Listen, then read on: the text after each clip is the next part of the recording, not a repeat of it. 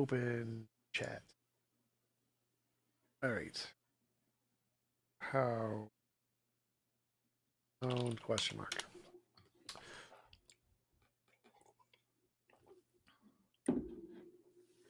All right. I think everything's good. It looks good on my end. Jadon, thanks for coming on. I really appreciate you taking the time to have a conversation with me. Would you mind telling us a little bit about yourself and your channel before we get started? Yeah, so my name is Jadon Havener. I just really recently started my YouTube channel, Confident Faith. I started it just because, in between work, I didn't really have much to do. So I decided I was really interested into apologetics and I was learning that. So I decided to start the YouTube channel. And as I learned, just kind of upload what I've learned. And that's part of the reasons why I agreed to come on the discussion, because I don't think I have necessarily anything to bring to the stream from my own experience, because I've only been interested in philosophy for about like a year maybe now. So I know I didn't really come here to win an argument or win a debate, because I don't think that's going to happen. But I mostly came on just to learn, try different things with Tom, see what he thinks. And if nothing else, I'll at least learn something from the stream. So that's why I decided to come on. Cool. Sounds good to me. So I'm an atheist, by which I mean I believe that everything is best explained by naturalism and atheism. Could you tell me what you believe are good reasons to believe in theism or what it best explains? And I can tell you my thoughts on those positions and hear your thoughts on my position. Yeah. So whenever I say I'm a theist, what comes to mind is I believe that there's good reason to believe in God. That is, that I hold the belief in God is internally coherent, and that the hypothesis, let's say God exists, has sufficiently explanatory powers, say for like the beginning of the universe. I think if you take a cumulative case approach, which I know you hear this a lot on your streams, I've heard a lot of Christians say this, but I think there's some truth to that. If you take a cumulative case approach, I think it makes the hypothesis God exists probable. And that's at least a reason, I think, to believe in a God. For example, some cosmological arguments may try and explain a sufficient cause for the universe, starting with finite objects, or the existence of a complex, or from the existence of a complex physical universe. Now, obviously, you and me would both agree these arguments don't necessarily get you to a belief in, let's say, the God of Abraham, Isaac, and Jacob. It doesn't necessarily get you specifically to Christianity all by itself, but it certainly, I think, does raise the probability for, let's say, the existence of the God of Abraham, Isaac, and Jacob, or specifically theism, because the God of theism, or God of Abraham, Isaac, and Jacob, does seem to have sufficient explanatory power for bringing about the universe. So if you could show that the universe does have a explanatory power, like let's say a first cause or a first mover, I think that's at least a little bit, at least it makes it more probable. And this, taken with the resurrection of Jesus, which we can get into later. I wasn't going to right now in the opening just for time, but I think it raises the probability of theism. And in the end, if you weigh all other inductive arguments for God's existence, like the teleological argument, fine tuning, which I don't plan on necessarily getting into those because I'm not as read up and learned on those specifically, but I think that taken together, it makes the hypothesis God exists more probable than, let's say, the naturalistic hypothesis. And I think that if you're able to show at least that that certain evidences makes it more probable, that you may disagree with this, but at least that's it. That's, if nothing else, a reason that you could believe it. Sure. I mean, I think that's fair. Like if you have evidence that Yeah, I makes think your one, mic's muted. oh yeah, forgot I muted that. So yeah, I think that's fair. Like if you have evidence that makes one conclusion more likely than another, that's definitely counts as evidence. But what do you think it is that makes theism more likely? So, like you mentioned, the cosmological argument.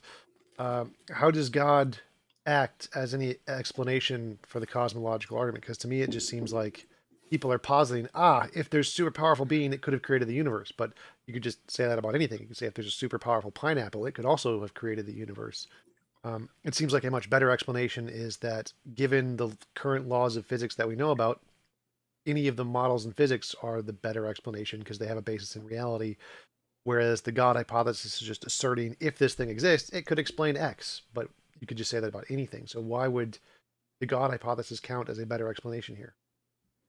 So I think before we get any further, it would help if I formulate a form of a cosmological argument, because I don't think there's one individual cosmological argument. The one I was planning on using was Leibniz's cosmological argument. I think if I just presented this, it would at least help us to get somewhere further, which I'll go ahead and answer your question. But first, I want to formulate it just so I feel like it would help us get further. So, which you're probably familiar with it. Premise one, anything that exists has a sufficient reason for why it exists, either in another contingent being or a necessary being.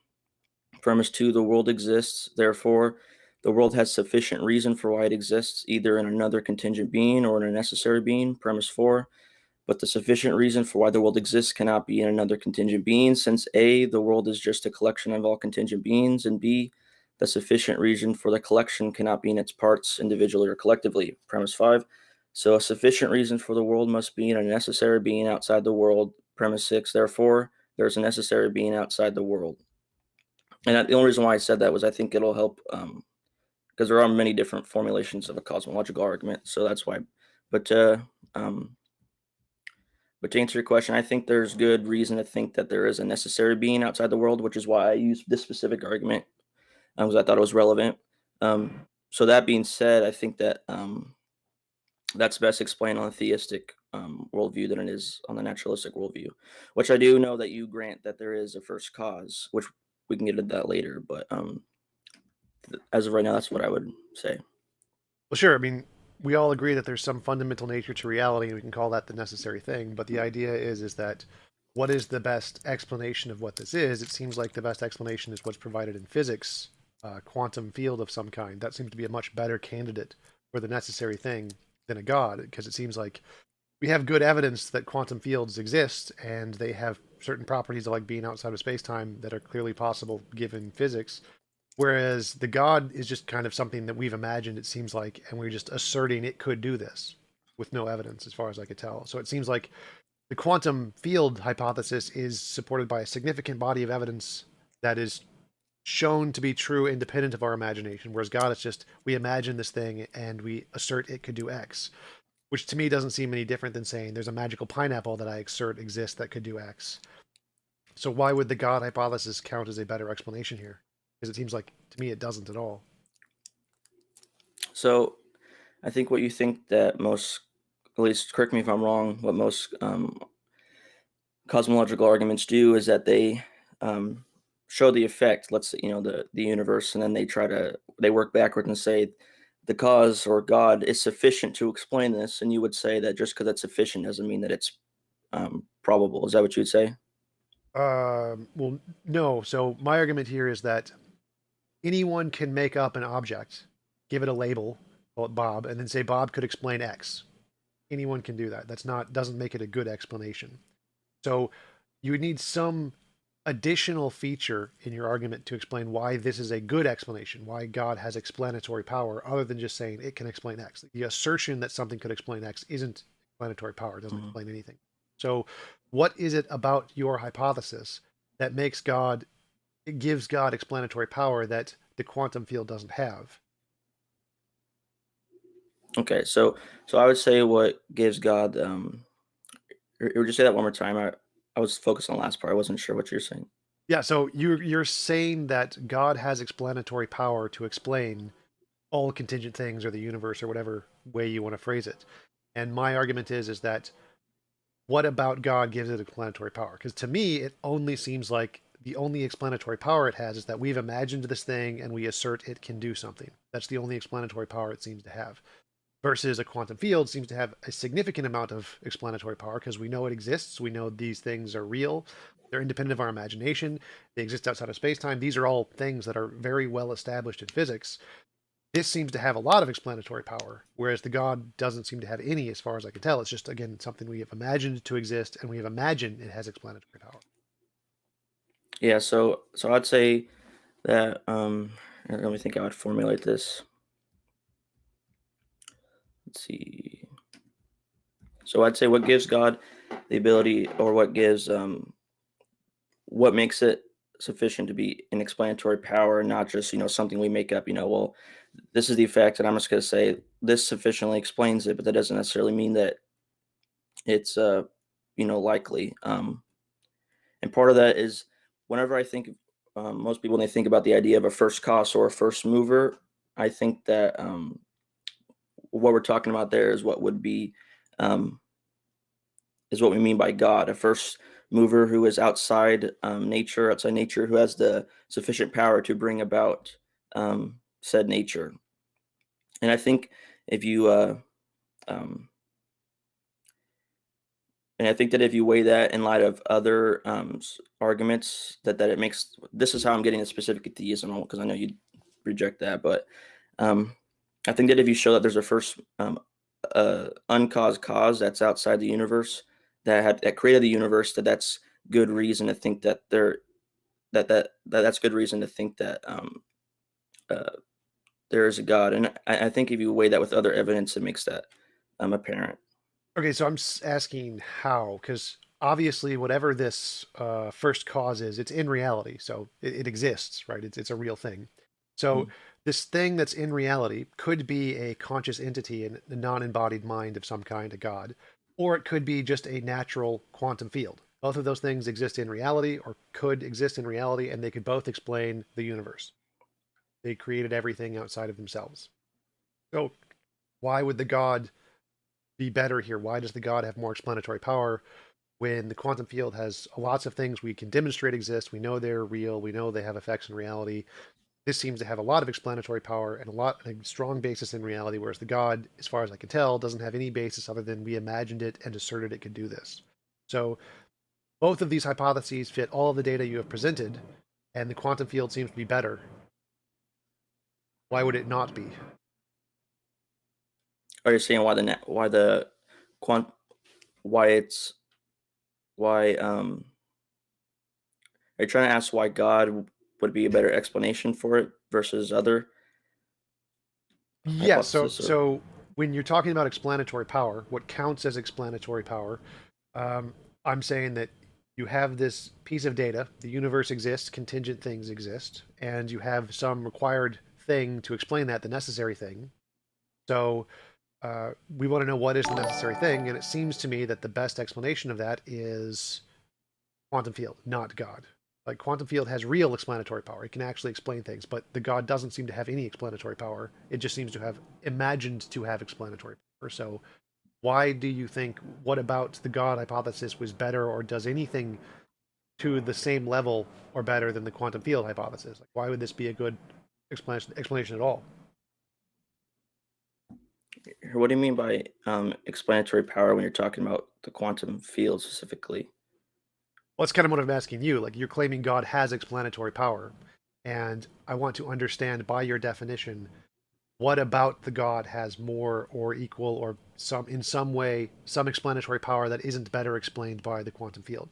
So I'm specifically asking for your definition here. What do you mean by explanatory power? What do you mean by God having explanatory power? Because what it seems to me that you mean, or that most theists mean, is that I imagine God could do X, and that's what you count as explanatory power. So I'm curious what your definition of it is, and what about that definition can't be applied to the quantum field. Um, if I were to try to explain that, as far as right now, it wouldn't be honestly honest, because right now I can't really think of anything specifically that I'd use as a justification for that. If I'm going to be honest. That's fair. Um, So, just going based off of that argument on its own, would you agree that just for now that the quantum field seems to be a better hypothesis than the God hypothesis? Just on that argument alone. On the specific one I gave. Yeah. Um, so I think it would, in order to clarify, um,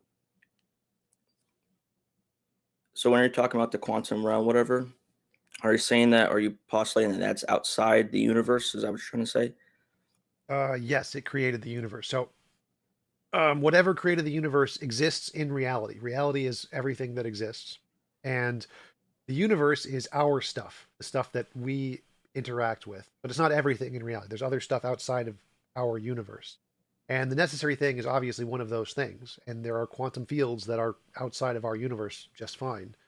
So, whatever those quantum fields could have created our universe, and they're outside of our universe. They're not outside of all things. They exist in reality, just like God exists in reality. But I think that's one of the confusions in these kinds of conversations is that there's a conflation between our universe and all of reality. Being outside of our universe isn't really that special, but that doesn't mean it's outside of all nature or all Mm. reality, because those are two different categories. Yeah, so I get what you're saying. Yeah, because if it was outside of all reality, it wouldn't be real, obviously. Exactly. Yeah. So so so what I wanted to do here, because obviously, as you can see, I'm not as learned as other people you've had on this discussion. I'm not trying to like avoid questions, but what I think as far as going forward, what would be really beneficial to continue having this conversation, why it was even worth having in the first place, is because um, I think it would do good, especially since I have just recently got into this, and I mostly came on just so I could learn and bounce ideas off your head, and that's why I was honest. But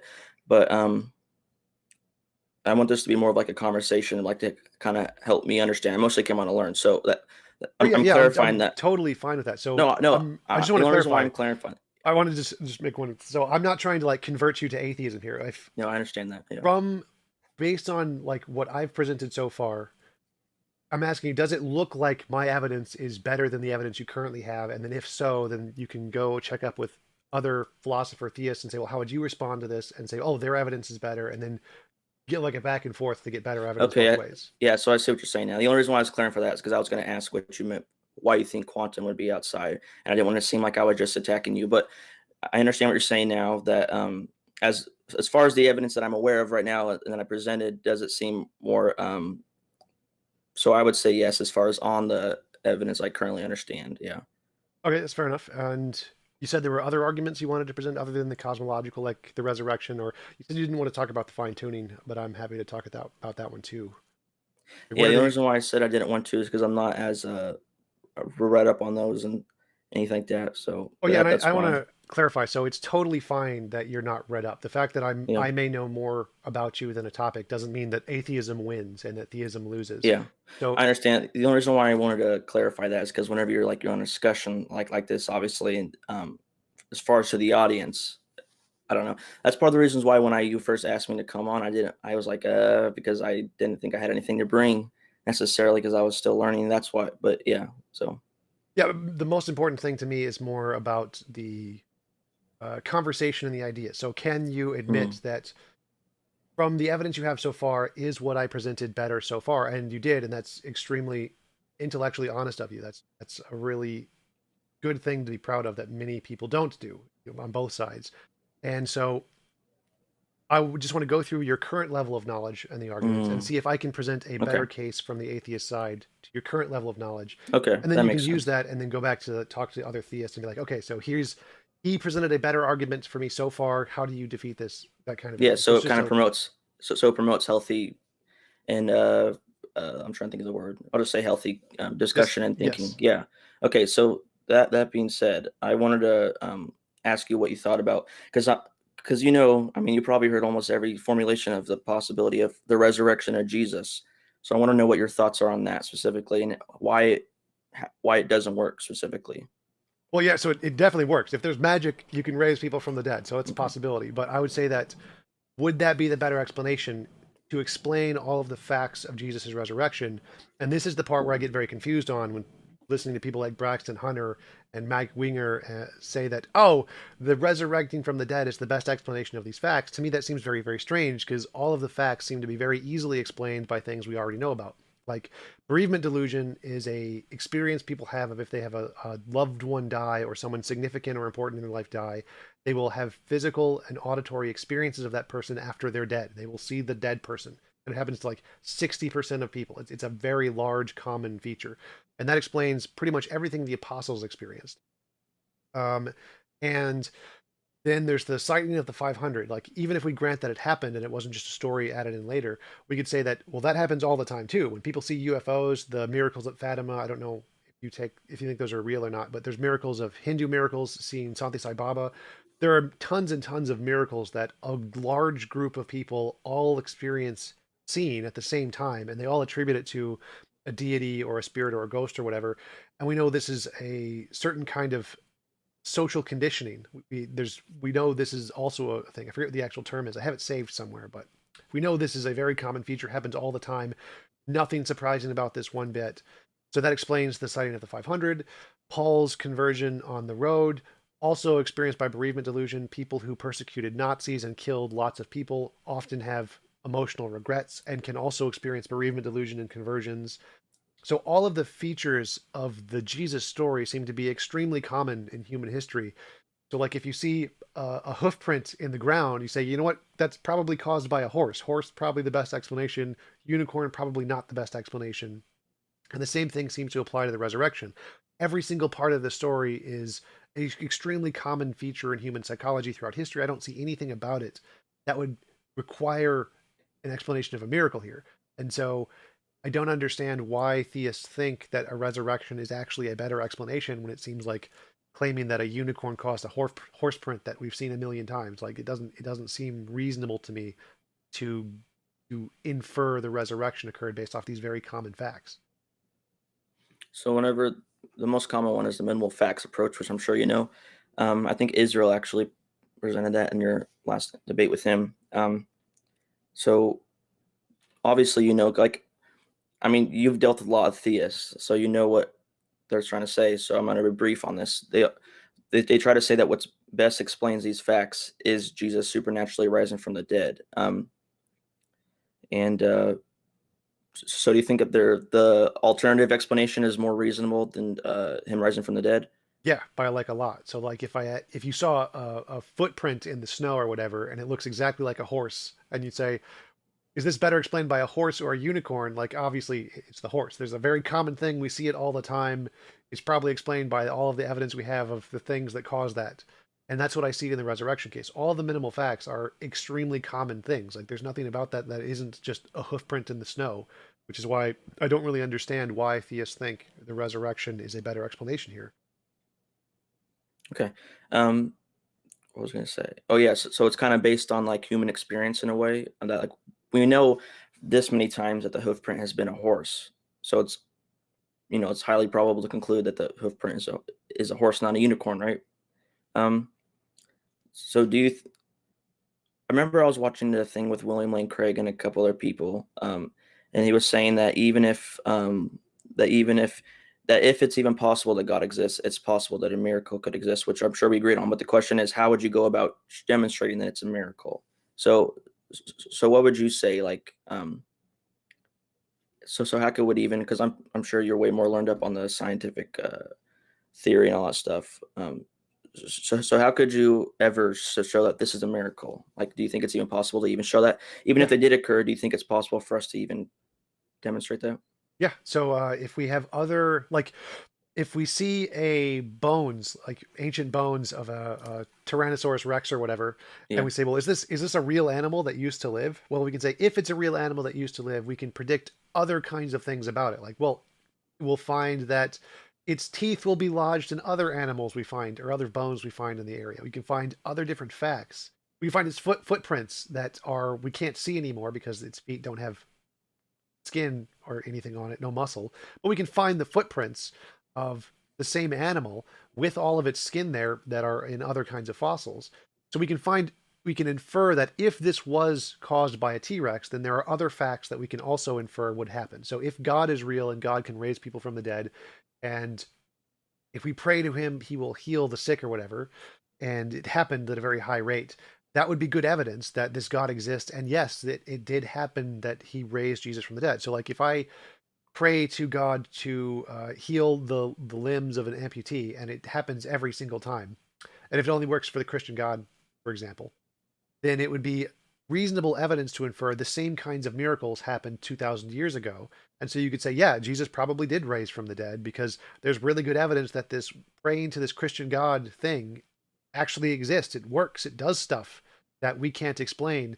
And so it's pretty reasonable to infer it could do other stuff we can't explain too. So there are pretty easy ways to show that the miracle hypothesis could be justified if you have other evidence of miracles. But you would first need that other independent evidence of miracles before you could infer miracles caused the resurrection. So the same thing for like a horse. If we think that a unicorn caused the footprint in the snow, well, the first thing you would need is independent evidence of unicorns And then you could say, well, now that we have this independent evidence of unicorns, it could have caused the footprint in the snow. So what would give it that? The question I have is what would give it that independent um, evidence? So what the reason why I'm asking that is, do you think repeatability is essential to use as a basis? Like, because a lot of people would say that the resurrection of Jesus is that baseline that we can say, okay, this is a miracle. But do you think it needs repeatability to be able to show, okay, we know for sure this is a miracle? Is that what would you agree with that? Uh, Not exactly. No, I would say that the method I use is novel testable predictions. So if you give me novel testable predictions, I will be convinced. That's all I need. But if you can provide any method that you can think of that can differentiate imagination from reality, that's evidence. That counts. You don't need to use my method. My method is irrelevant. Hmm. Any method that can differentiate imagination from reality counts as evidence. Now, my method is, of course, novel testable predictions, which Hmm. has repeatability in it, but that doesn't make a difference to the criterion, which is just any way to differentiate imagination. Okay. Yeah, and that makes sense too. I mean, like everything you say makes sense. It's not that. I mean, in some areas, I might disagree with you. I'm not gonna, convert to atheism over there, but I do understand what you're saying, and I think that at least that's helpful for a conversation. Um, Yeah, and you can what? check in with Josh Rasmussen or William Lane Craig or any Yeah, other guys and see if they have better responses, and you can come back with those later. yeah, Sure. yeah, yeah. Which I appreciate you, being understanding on that because, like, this is really more of like an interview in a way right now. I'm just asking, okay, I've heard a lot of this on the TS side. Um, Now I'm bouncing off your ideas, and I know that's probably not how you imagined it to be when it started out, but I appreciate your patience Well, with me. that's kind of what the goal of every conversation for me Mhm. is that it's just like I don't care about converting anybody. It's mostly just like a basketball game. You use your strategy, I use my strategy, see who gets more points, and then you change strategies to see which one's new strategies can overcome the old strategies. That's the whole Mhm. point of conversation and debate from my perspective, is just to learn new strategies and to become better acquainted with the arguments on the topic. So that is the entire point of my channel at every conversation I have. Okay. Yes. So you said you want to talk a little bit about the teleological argument. Oh yeah, Um, like whatever you would feel comfortable with in whatever you think is important in the cumulative case. okay. Yeah. So let's talk about the teleological argument and your thoughts on it. Sure. So the teleological argument says that given all the different ways the universe could have been, there's only a very small number that could permit life. And so it seems like Hmm. whatever caused the universe must have deliberately chosen this specific combination to get to what we have. Like if it was just random chance, it would be very strange that this combination of physics would come about. Um, and that's perfectly fine. But the problem is that the same argument applies to a god. To use Richard Dawkins' example, who fine-tuned the fine-tuner? He doesn't explain it very well, but the point is that for every possible different way the universe could have been, there's also a different way God could have been. If God must have had some reason to make a life permitting universe, like the theists usually say, he's a moral being. He wants other moral things to exist. But that could have been differently. Maybe God didn't want moral beings. Maybe there's a God who only cares about black holes, and so he just created a universe with nothing but black holes. Or maybe there's a God who only wants hydrogen atoms and only creates a universe of nothing but hydrogen atoms. So for each possible universe that could have existed, there is a possible God who could have designed that specific universe. And so, just like it's very unlikely that the universe came about by chance to produce life, it's very unlikely that the God came about by chance to create a universe with life. So, the same statistical probabilities apply both to the universe and to God. And so, if it's required that the universe be designed by something to explain the improbabilities, then it would also be required that God would have to be designed by something to explain why he has that particular set of properties to produce this universe. And if you say that, well, God doesn't need an explanation, he's a self explained thing, well, you can just say the same thing about the universe and say, well, it doesn't need an explanation, it's a self explained thing by the quantum field thing I was making earlier. So it seems to me that the fine tuning argument doesn't actually point to a God. All it does is it says, here's a really complicated thing we can't explain. Maybe it's explained by something else. But we could just say the same thing about the God. So Hmm. it doesn't seem to give any reason to actually believe the God hypothesis is true because it would also apply to the God hypothesis. Okay. One thing that I know, a common response to that would be is that that the universe does seem like it shows. There's at least things you can point to that show that it did have a beginning, and I think that would differentiate from saying that, well, God. So, well, since there's no fine tuner for the fine tuner, maybe there's no fine tuner for this fine tuned universe. So, but there's a lot of people that would say, well, there's examples in the universe you can point to that show that there is a point in which it was fine tuned. So what would you say to that?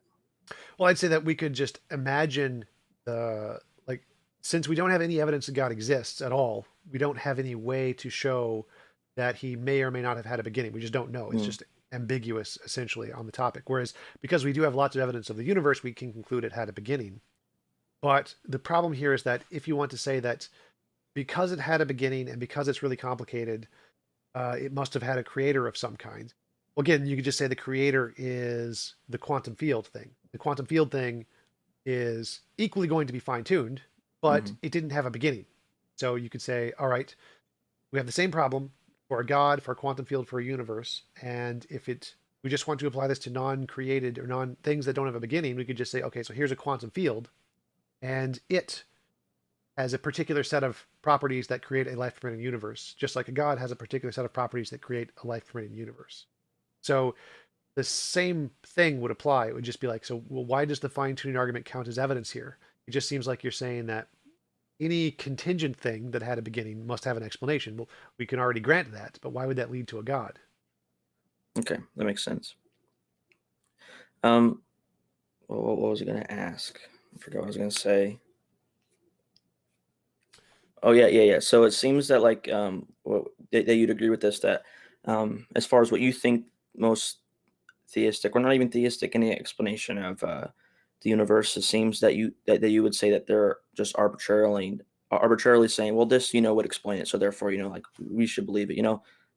So would you agree that like we have the phenomena, the universe having existing now, and of course you could find any explanation arbitrarily, just say, well, this would explain that or this would explain that. Is that what you think the theist is doing when he's presenting certain arguments? He just arbitrarily saying, well, this is we see that humans tend to strive for good, or this is relevant from what your view of morality is, but just the fact that most people would agree that there is at least some idea of morality, and then theists just arbitrarily say, well, God is morally perfect, so therefore that explains that. Is that what you think the theist does a lot?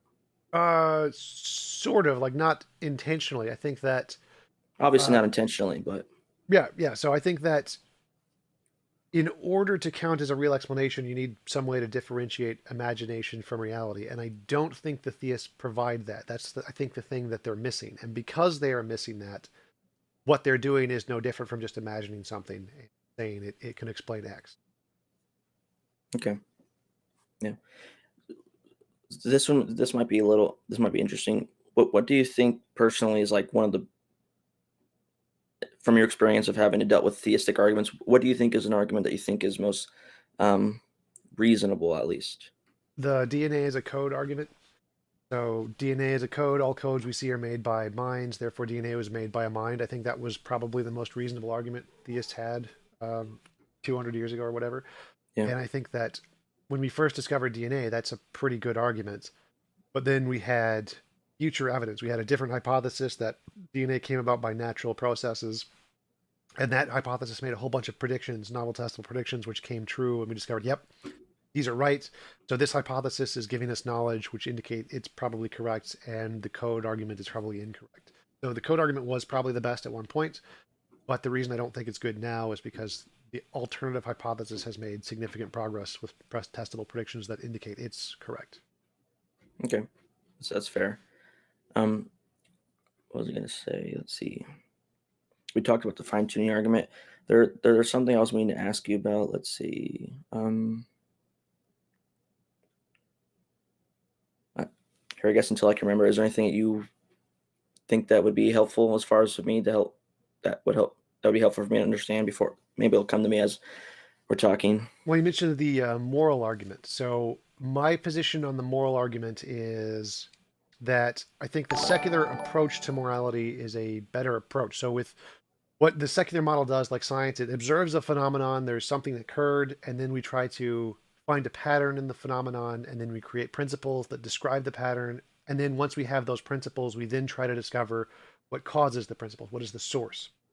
Whereas theism seems to be going the other way around. So it starts with a God and then says, well, let's look at the evidence and see if we can make it fit the God hypothesis. So it starts with the conclusion and then tries to make the evidence fit the conclusion, whereas the secular model starts with the evidence and then lets the evidence lead to a conclusion. So I think that for morality, why secular models of morality are better than theistic models is because of exactly that. They start with the evidence. They say that we have these moral intuitions. We see drowning babies for fun is wrong. Punching people for the face is wrong. And then we try to create patterns. We try to discover what the pattern is in these moral intuitions.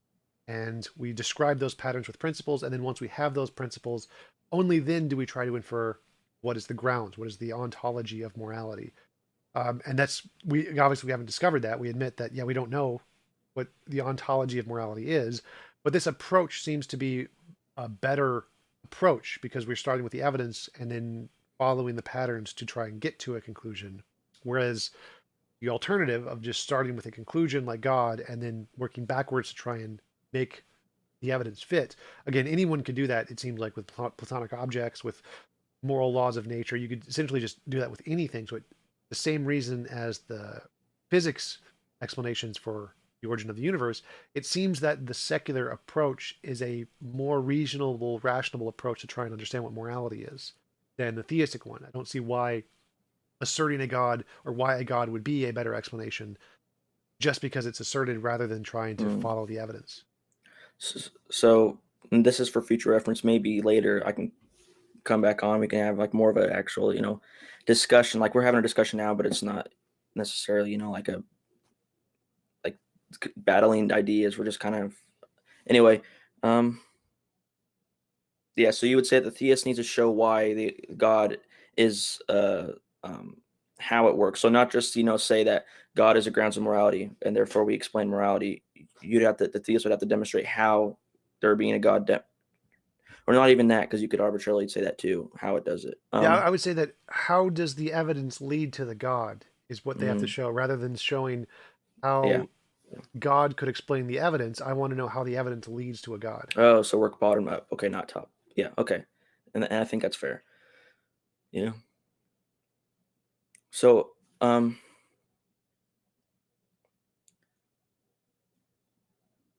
yeah, so I think this would be helpful since we're on the topic of morality. A lot of people, like even Brex and Hunter, I've seen them make videos where they, which I don't want to like, you know, make him say something he's not saying, but I have seen many other theists say that, since TJump believes in objective morality, he's stealing from, or Frank Turek is big on this. He steals from God, which I've talked with you on your Discord chat. I don't think that's necessarily what you're doing. So, do you think that objective morality is just assumes there has to be a God, or Definitely not. So yeah, most philosophers are atheists, like 70 something percent, and most philosophers are also moral realists. They believe in objective morality, even though they're mostly atheists. So objective morality predates God by a long time. Like Platonic objects are an objective morality that has no God in it. You don't need a God for objective morality at all. So it doesn't seem to make any sense to say you're stealing from a God, because objective morality predates the idea of a God. Um, Even the earliest religions don't even have the idea of a God. It's more just there is a fundamental nature like karma or dharma or whatever, the Jainist approach. So it's not, it doesn't make, I've never really understood the theist argument that you're stealing from a God, because all the things yeah, that you're saying we're stealing, you stole them from other secular places or secular religions that pre-existed God-based religion. So I've never really understood that argument very much. okay. So, do you think this happens a lot? Which I know at least in some cases it happens. I'm not saying that this is the defeater for theism at all. I'm just saying that it seems like it happens a lot, and I've noticed this because, like me, I I've obviously grown up Christian, but I came to the point where like just because I think this is way doesn't mean it's true, and that's why I started looking into it. But I obviously there's a lot to understand, and that's why. But which later I want to ask you how would you go about actually learning practically? But anyway, um, Well, actually, that's a great question. So I think this is the best way. So it's just like I think like any sport, you have a skill or a strategy and you play against other people. And as they beat you and you lose, you realize, oh, their strategy is better than mine. What can I learn from their strategy? And then how can I get a better strategy to beat them next time? And I think Mm, that's the best way to learn and progress in any skill set. I yeah. think there's a quote from Fundamentals of Chess, 1883. The only way to get smarter is by playing a smarter opponent. So I think that Mm, this process of going into a conversation and losing, because I've lost several debates, unfortunately, is a way to learn from your mistakes and improve on the areas that you're weak in. And I think that's the best way to learn and approach any topic. I think book learning is kind of boring. Like just reading the book doesn't give you any real practical knowledge because mm, it's not applied against an opponent of some kind. Like to quote Jackie Chan, I think books don't hit back, whereas a debate mhm, they do, and so it's a lot more useful mm, to learn in a pragmatic application. yeah. Yeah. Yeah. So that's definitely helpful. Yeah.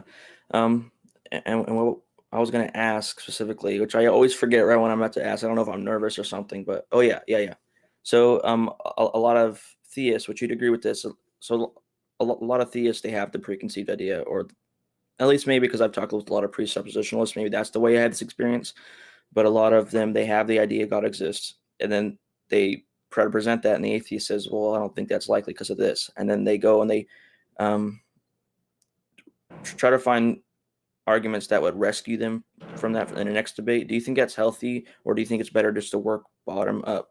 Which obviously you say it's better to work bottom up, but just to say, here's what we need to explain, and then work up. Don't start from the top and then work down. Um, I'm not sure. So I think it's fine to work from the top down if you can make some progress. You can say, Mm, if I believe God exists, if God exists, He'll answer my prayers. I pray for a gold brick appears, or whatever, and it yeah. works. That's fine. Like if you got knowledge top down and it makes some kind of difference in the world that can show it's not imaginary, that's fine. So I Hmm. don't think it matters one way or the other if you start bottom up or top down. All that matters is if you can show that whatever knowledge you gained is true, independent of your imagination. Um, I'm not sure I was following the part you mentioned about precept, like Oh rescuing. yeah. The reason why I said precept is because I said I wasn't trying to make a blanket statement that all theists are like this. 'Cause I think that's not honest. But so that's why I clarified. Maybe it's because most people I've talked to are precepts. That's why it seems that they're presupposing God and then explaining. Oh well, yeah. So that's the only reason why I said that. Yeah, I wouldn't see any inherent flaw with that if you Mm, could show it's real. Another thing, like remembering what to say, I do remember that was an issue for me starting off too. What I did was I yeah. just pulled up a Word document, and while they were speaking, I just wrote down like a one line thing of what I was saying, and then I could just go through the Word document to remember what I was trying to remember. That's what's helped me. Yeah. Yeah. But yeah, precept is a interesting phenomenon. I think that I'm fine with overall the approach, but the problem is that when they claim it's impossible to have knowledge if you don't presuppose God, that I think is a very problematic approach. Yeah, it would depend on how you define knowledge too. Like, what you probably know this. I don't like this. Why I'm asking. I don't know. Do you think that precepts and let's say naturalists have different definition of what knowledge is? Because I know that a lot of people would say knowledge is justified true belief, right? Do you think that's what precepts are meaning when they say knowledge? I sort of. They mean the same thing, but their definition of justification is different. Oh, So okay. usually precepts require absolute certainty, and if you don't have certainty, then it's not justified. Whereas most people in philosophy don't require certainty. Yeah. Fallibilism, the position is the consensus in philosophy, which is the position that literally you don't need certainty for knowledge. That's just definition of the position. So the precepts disagree with the majority of philosophers in their definition of justification, even though their definition of knowledge is about that. Okay. Yeah, I think that's fair. So, like, I mean, I'm sorry, like especially the audience. It seems like I'm all over the place, which I am. That's how I like. I'm just like I'm really bad at ordering my thoughts, which is why. Don't worry about it all. You're doing significantly better than 90% of the people I talk to. So So that being said, like scatterbrained, which you kind of alluded to this, but I wanted to hear more what what your opinion is more in depth on like how me where I'm at. So I've there are certain arguments that I've heard. I'm kind of like pretty much just dip my toe in the water, so to speak. And so how would you suggest I practically like get a better knowledge of it, and not just knowing okay when someone says this I'm supposed to say this back because it makes sense. Like actually, truly, honestly inquire about is there really a God and do that honestly.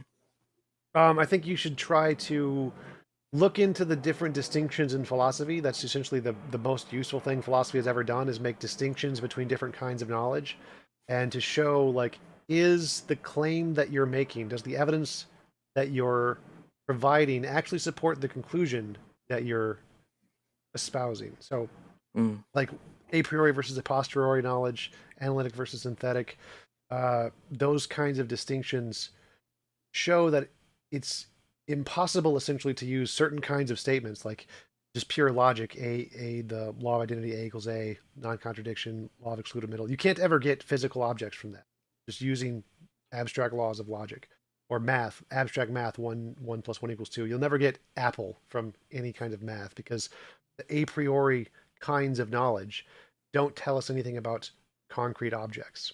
And there are tons of these distinctions in philosophy to try and build an architecture of epistemology that show what certain kinds of evidence can and can't do.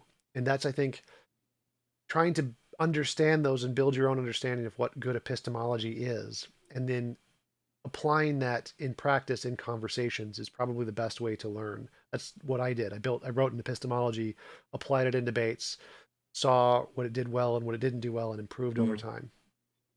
yeah, which I think that's fair. Honestly, like it's at least it's an at least it's an honest approach, and that's good. Yeah. So, um, yeah. So, like, I mean, I'm just kind of saying whatever comes to my mind. So, right now, this came to my mind. Most discussions that people have, it's not actually honest inquiry. It's mostly just like, which I don't think it's necessarily like dishonest to try to, stay true to your position because many people have thought through their position before. But it seems that a lot of discussions, they're like, it's not very helpful. It's just like, in a way, like, for example, I was on the TART Monday night live stream where they took questions, and I was just listening, and there's a guy that called in, and he was like, "So you used to be a Christian, right?" He's like, "Yeah," and he's like, "So that means you believed you were indwelt with that means you were indwelt with the Holy Spirit." He's like, "I believe that was." He's like, "Oh, so then you just stop, so you just let the Holy Spirit leave you," and like they weren't actually getting anywhere. Like obviously the guy was presupposing that the Holy Spirit existed because the guy obviously doesn't believe it exists. Do you think that happens a lot in Christian circles versus like anything like that? Well, it happens a lot on both sides. I think that it's lots of people who aren't specifically trying to be intellectually honest and are more just trying to to support their emotional biases, confirmation Mm, bias. That happens all the time, but I'm okay with it for the most part. Like if someone presents an argument, uh, just trying to confirm their biases and they're not being like an honest interlocutor, I really don't care because I'm interested in their argument. Like yeah. if I can address their argument one way or the other, whether or not it convinces them doesn't really make much difference to me because again, I'm just looking for the experience of being presented challenging arguments so that I can learn my weaknesses and improve. And whether or not they're being honest doesn't make a difference. Their argument is good or bad regardless of their intentions. So even though there are lots of people who are trying to support their confirmation bias, I think that that can be a road to more rational discourse. Like I was doing that too when I was originally started out as certain positions that I held in the past. And once I realized what I was doing, that helped me to improve my way of thinking to become more impartial.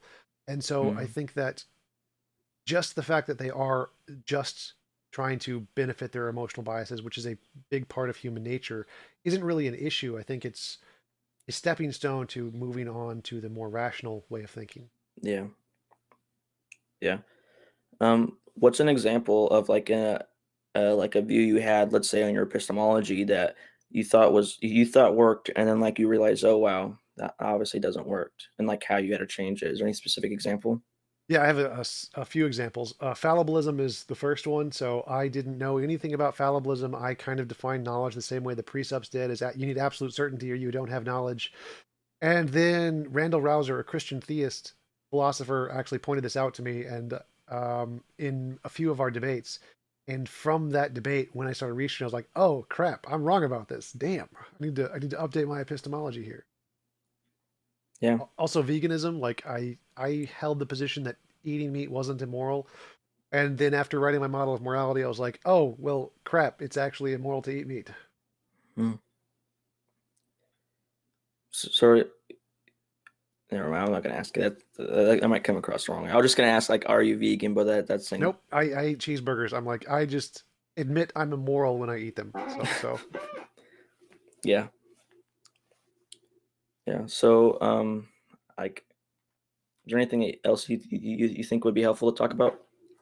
um, you said you've been researching this for about a year or so. Yeah, like I'm gonna clarify that. I started during COVID, which I grown up in like an evangelical. I mean, I guess you can clarify as or define it as evangelical. Most of them are most of them I would say are pre-subs, in that like anyone. There's a verse in the Bible they take out of context that says anyone who comes to God must believe that He is, and they say, oh, well, see, these people don't see God because they don't believe God. If they believed Him, they would see God. And then I started thinking about that. Like I always just knew like there's just something not right about this. It just doesn't seem coherent. So I started thinking about it, and I'm like, just because Christianity teaches, the internal witness of the Holy Spirit, is how we know Christianity is true. And William Lane Craig says that that's sufficient enough, which I don't necessarily know about that. I don't think I don't, as of right now, I don't think it's necessarily properly basic, but they say so. Even if you have all this contradictory evidence, you just know it's true, so you don't have to worry about it. But that just seemed really dishonest to me. So I started looking into it, and it was mostly just like, very popular level apologetic stuff. Most of it, most preachers somewhere formulated it. And then very recently, someone recommended to me Richard Swinburne's book, The Existence of God. And I think now, but that was like a week ago. So like I was reading all these popular level books, and it felt like, I mean, I wasn't going anywhere. I feel like I wasted all my time because like most of this stuff is some of it at least is intuitive. But I've just recently started actually trying to look deeper into it, and I'm pretty much at the point where either way I don't care, what's true, and by that I mean if God exists, then I'll, if there's good reason to say He exists, then I'll be a theist. If not, whether I want Him to exist doesn't matter, so I'll be an atheist. So Um, you do care about what's true, because you said I don't care about what's true, but you do care about what's true. It's like, Yeah, yeah, but in the sense I don't. Obviously, I'd be lying if I said I didn't, want Christianity to be true because it's very scary, to completely abandon a worldview you've had all your life. But I'm saying that if I'm gonna be honest with myself, if there's good reason to say atheism is true, or there's no reason to believe in God, then there's no reason for me to reject that just because it makes me feel uncomfortable. yeah, I I totally mean, agree. So I would say just to the same thing. clarify, as of right now, I consider myself a Christian theist, but I'm just saying I don't have like I'm not like completely, against the idea of yeah. Yeah, absolutely. I would totally agree. I would say that if evidence was provided that met my criteria and novel testable predictions, then I would admit the Christian God did exist. I'd be happy to do that. I wouldn't worship him Yeah, because of all of the Old Testament murder and stuff, which I don't yeah. agree with. But if there is sufficient evidence, I would gladly admit he exists for sure. So I think that that is an honest position to take, that you are willing to accept evidence and not try to just pursue your biases for sure. Hmm. Yeah. So let's just say hypothetically, even if theism was internally, well, obviously you don't think that because you wouldn't worship him. But let's just say there's reason to think that he exists, and you be like, okay, theism, I believe in God. Um, why would that? I'm trying to formulate this really carefully because I don't know if this is just a bad idea. So if you came up to the idea, okay, I think that there exists a God based on these reasons. Do you think that would change your view of morality and therefore give you grounds to worship him, maybe? No, I don't think so, because I think that, Because you think it's objective, so yeah, it wouldn't well, change. I But think that even if I granted God existed and my objective morality was not correct, I would still say that my intuition that drowning babies is morally wrong, I still think that would be correct. I still think that would be an objective moral fact. And so the fact that God in the Old Testament did world flood drowned millions of babies means that I couldn't think of the Christian God as being moral, even if he existed, and even if my morality was wrong, I'd still say whatever the correct morality is going to say drowning babies is wrong. God drowned babies, therefore God is immoral.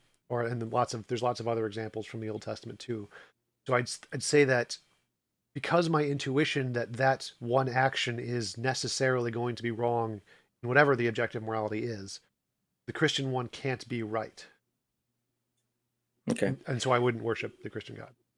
Do you think what do you think that like the possible there being a heaven and stuff like that, and the fact that God, if obviously you granted theism, you have to at least have some idea that He is just and all that stuff.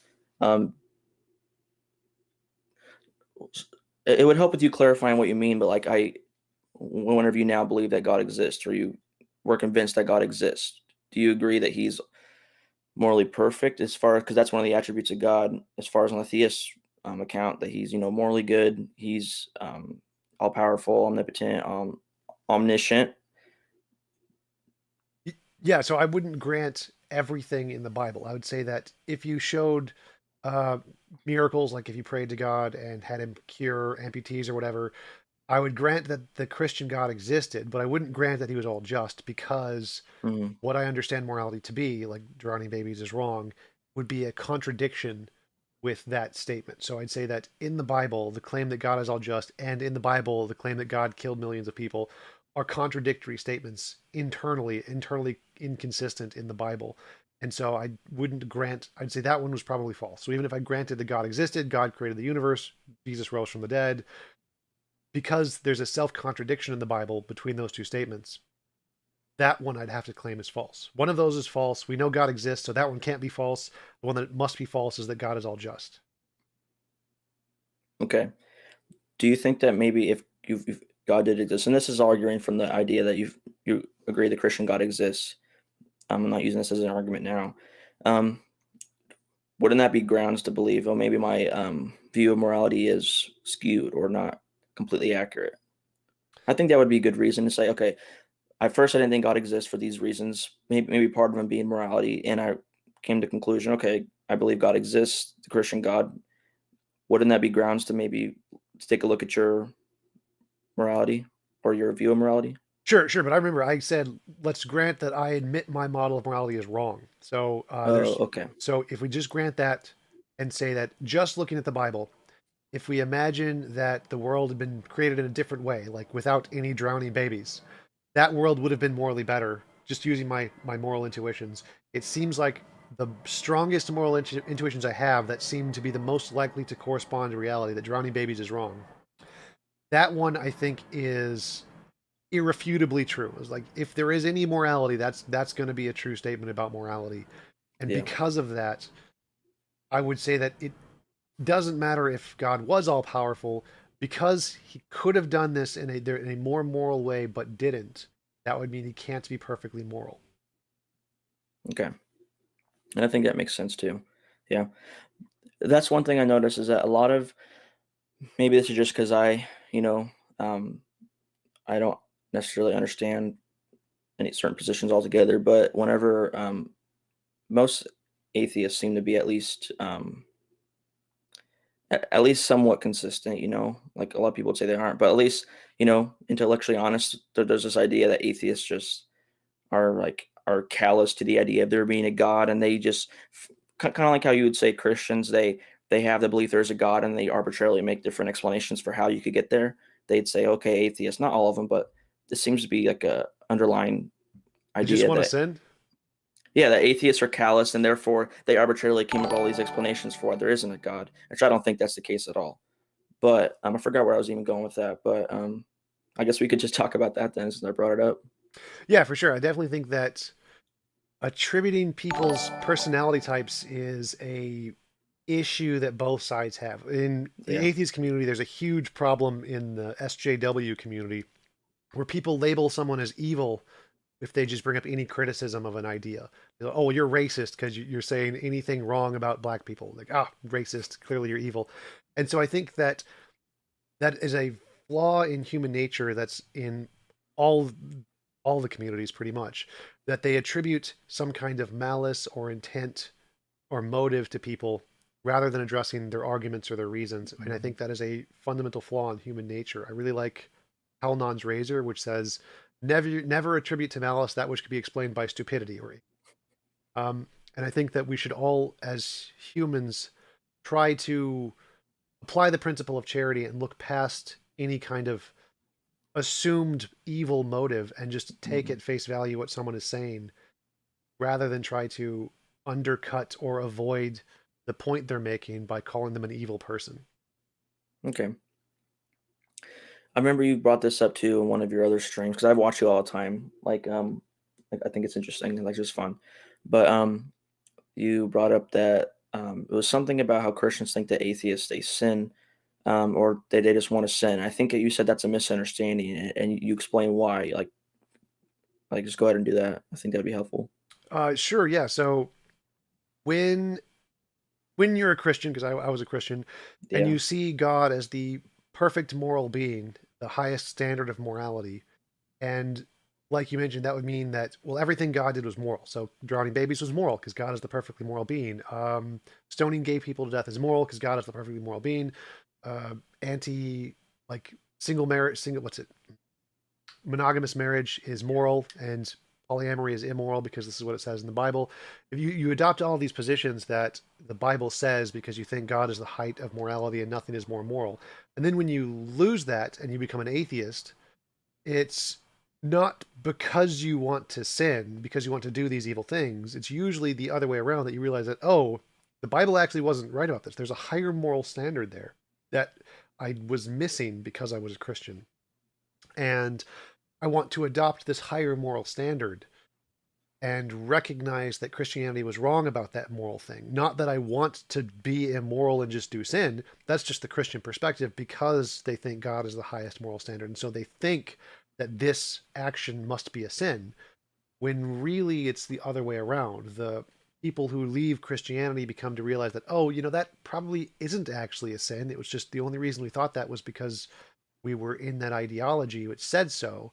But when you really analyze it from an independent standard, there's no real reason to think that would be a sin. Like, it's just like eating shellfish. Like, we don't consider eating shellfish to be a sin anymore. Why do we think that being gay is a sin? Like, especially since a lot of it's biological. You don't have a choice any more than you have a choice of being uh, white or black. It's like, you can't choose that. Is it a sin to be black? No.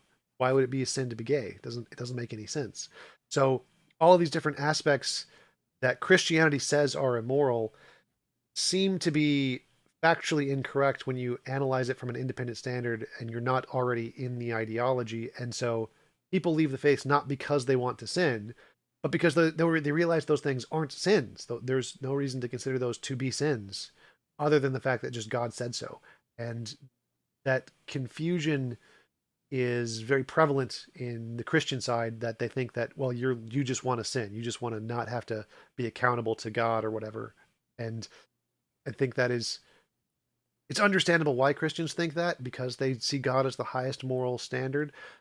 But if they really took the time to think about it, I think they would realize that that's the reason they're leaving Christianity isn't because they want to venerate or Yeah. adhere to these things. It's because it's the fact that they left Christianity is why they think these things are probably not sins. There's a higher moral standard there that they think Christianity is wrong about, and that's the reason they're leaving isn't to sin. The reason they're leaving is because they think Christianity is false. Okay. That's fair. Um. Hmm.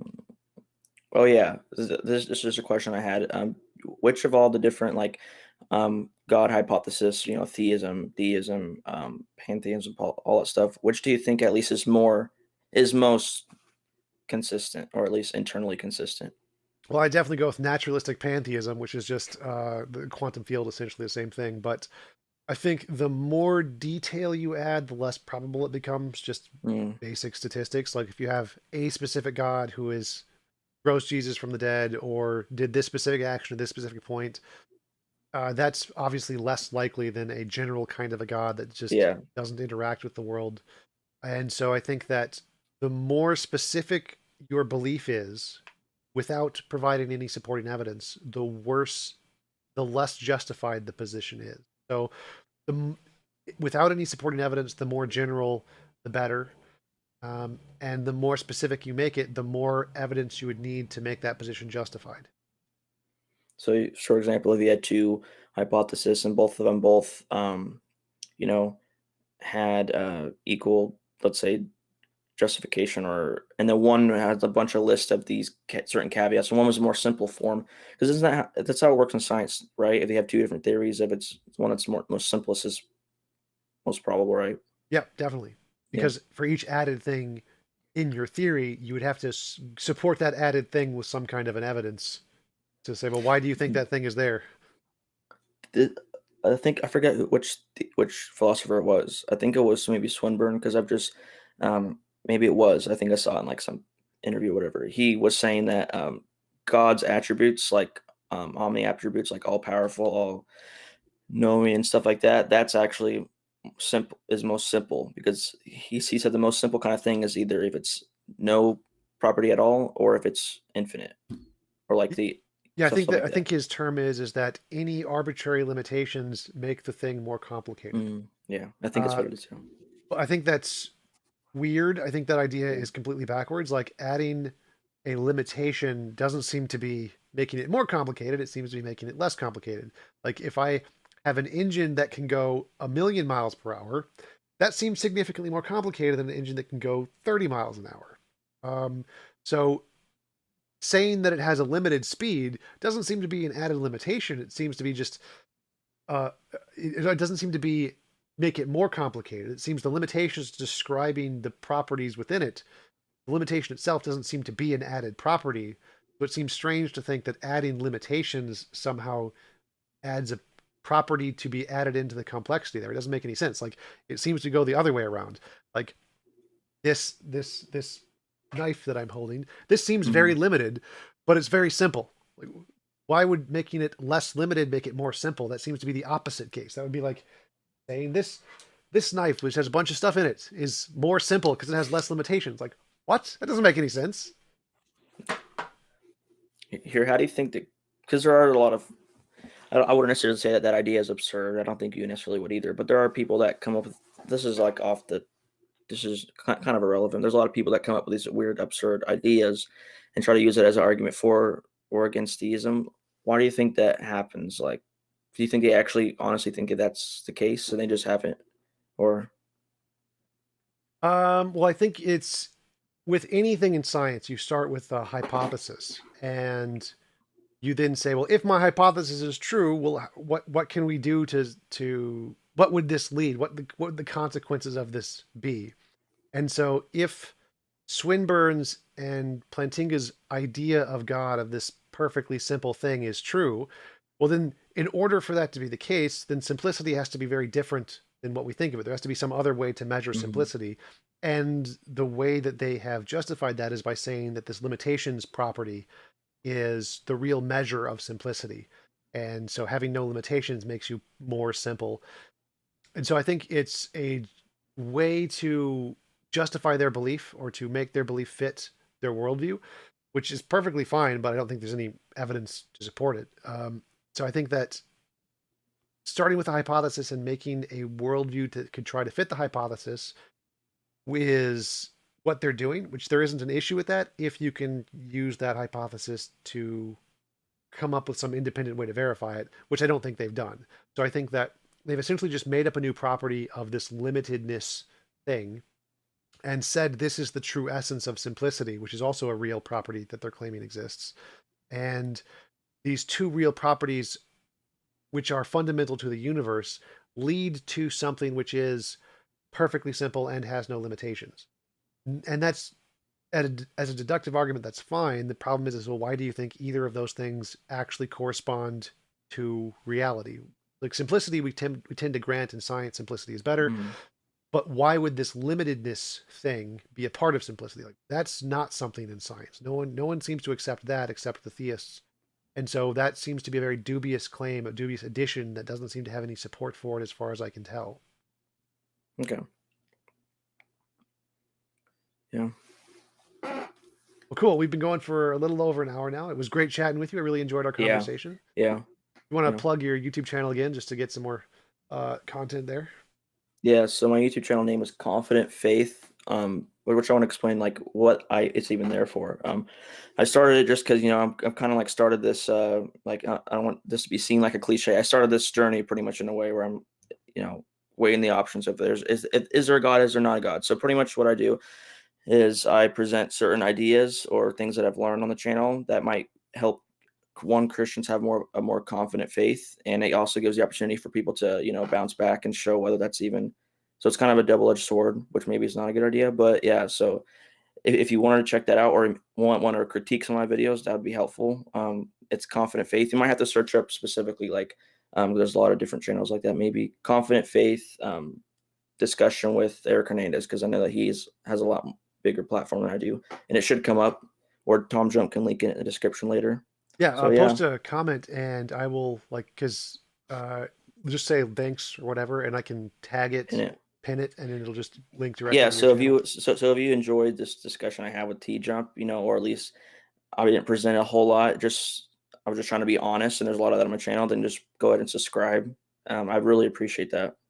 And I think it'd be helpful too, because if one of my end goals is to, have certain ideas, and kind of bounce them off ideas and show how maybe this would give theists confidence in our faith, because it is a biblical kind of term. But the more people there are, the more ideas there are, and that's more helpful, I think. So yeah, so please subscribe. I'd appreciate that. Yeah, awesome. Yeah. Thanks again. Really enjoyed the conversation, and I wish you the best of luck with your YouTube channel. I will talk to you later. Yep. Thank you.